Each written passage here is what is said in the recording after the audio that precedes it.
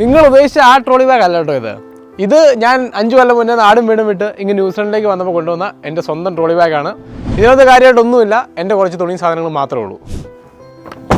പെട്ടിയുടെ കാര്യം പറഞ്ഞ് വിഷയത്തിൽ നിന്ന് തെന്നി മാറിപ്പോയി. അപ്പോഴേ ഞാൻ ന്യൂസിലൻഡിൽ എത്തിയിട്ട് 5 കൊല്ലം തികയാണ് കേട്ടോ. ഈ 5 കൊല്ലത്തിനിടയിൽ ഞാൻ പഠിച്ചൊരു പാഠമാണ് ഇന്നത്തെ വീഡിയോയുടെ ഹൈലൈറ്റ്. വീഡിയോ സേവ് ആക്കി വെച്ചോ, ഉപകാരപ്പെടും.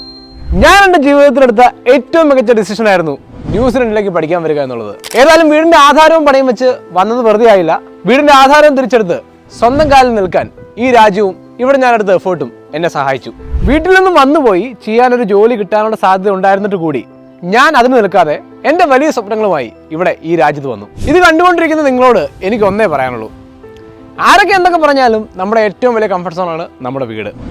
ഒരു 10-20 വയസ്സ് കഴിഞ്ഞാൽ പിന്നെ അവിടെ ചുറ്റിത്തിരിഞ്ഞ് നിൽക്കാതെ ആ കംഫർട്ട് സോൺ ബ്രേക്ക് ചെയ്ത് പുറത്ത് വന്നാലേ നിങ്ങൾ ജീവിതം പഠിച്ച് സ്വന്തം കാലിൽ നിൽക്കാൻ പ്രാപ്തരാകും.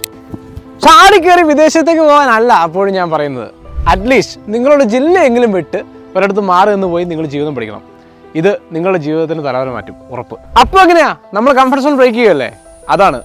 പുതിയൊരു വീഡിയോ കാണുന്നതുവരെ this is RJ Godwin, the migrator Mallu. Hi fight all souls.